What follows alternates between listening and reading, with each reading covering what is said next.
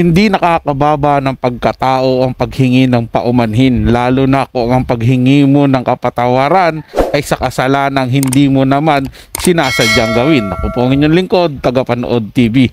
Isang mapayapa at masaganang araw po sa ating lahat.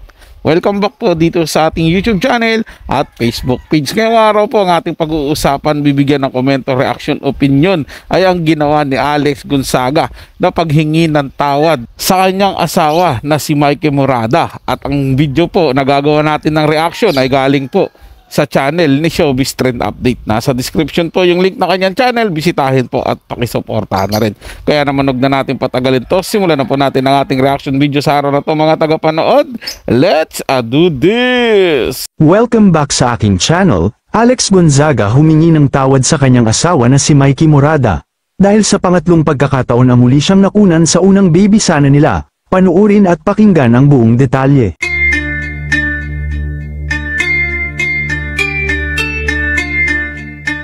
Hindi nga mapigilan ang malungkot at maging emosyonal ni Alex Gonzaga nang sa ikatlong pagkakataon ay muli siyang makunan. Siyempre labis din siyang nalungkot para sa kanyang asawa na si Mikey Morada na inakalang magkakababy na sila subalit nabigo niya ito. Kaya naman humingi siya ng tawad sa kanyang asawa sa muling pagkawala ng kanilang baby matapos siyang makunan ilang araw na ngayon ang nakararaan. Sa pamamagitan ng kanyang latest vlog sa YouTube, naglabas ng saloobin si Alex tungkol sa ikatlong miscarriage na naranasan bago magtapos ang 2024. Matatandaan na naibahagi ni Mikey ang malungkot na pinagdaanan nila ng kanyang asawa na si Alex tungkol sa pagkawala ng kanilang baby nang makapanayam siya ni Tony Gonzaga sa Tony Talks na mapapanood sa YouTube. Samantala, ibinahagi rin ni Alex sa kanyang latest vlog ang pagtungo sa Lipa City Hospital noong January 17 para magbigay ng pagkain at donasyon sa mga babaeng naroon na kapapanganak lamang. Kasunod nito, ibinahagi nga ni Alex ang panibagong pagsubok sa pagsasama nila ni Mikey bilang mag-asawa ang pagkalaglag nga ng sanggol na kanyang ipinagbubuntis. Ipinakita naman sa video kung paano sinuportahan at inalagaan ni Mikey ang kanyang misis nang muling magkaroon ng miscarriage. May mga pagkakataon daw na talagang pinanghihinaan na ng loob si Alex dahil sa pagkawala muli ng kanila baby. Gayunman, nagpapasalamat pa rin si Alex, sa kabila ng pagkawala ng kanilang baby, ay patuloy pa rin siyang sinuportahan ng kanyang asawa at hindi iniwan sa kanyang bigat na nararamdaman.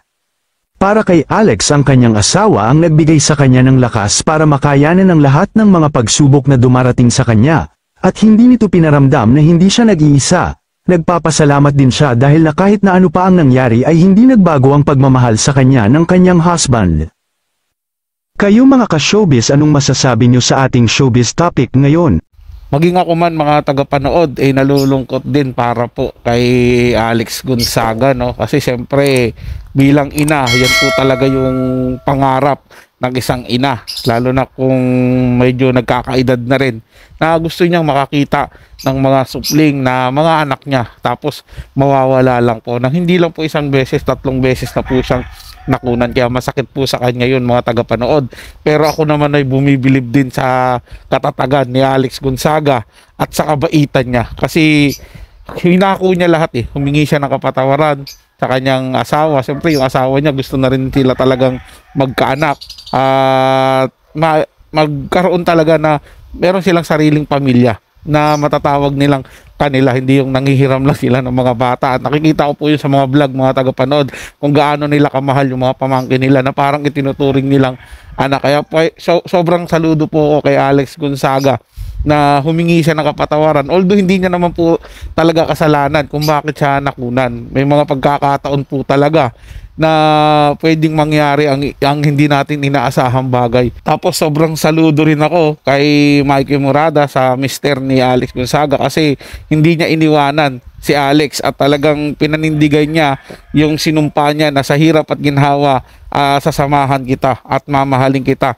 hanggang sa dulo ng buhay natin. Kaya napakabilib po, napakaganda po ng pagmamahalan nila. Kaya ito, piece of advice lang, lalo na sa mga kabataan ngayon, nasa kabila ng pagmamahal ng kanilang magulang, lalo na yung kanilang ina, ay nakukuha pa rin nilang gumawa ng hindi magagandang bagay na kasama ng loob ng kanilang ina. tingnan nyo pong mabuti kung gaano naghihirap yung ating mga magulang simula nung pinagbubuntis pa lang tayo hanggang sa iniluwal tayo dito sa mundong ibabaw.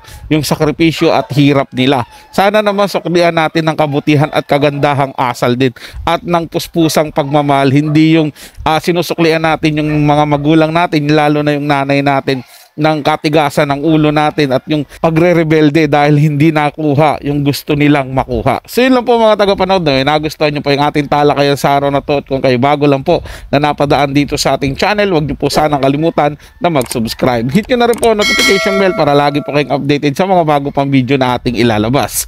Share, like, and comment din po kayo mga tagapanood, ating yung babasahin at pupusuan. So hanggang sa muli po, ito yung Tagapanood TV. Komento at opinion lamang, wala pong personalan. Paalam po at mabuhay po kayong lahat.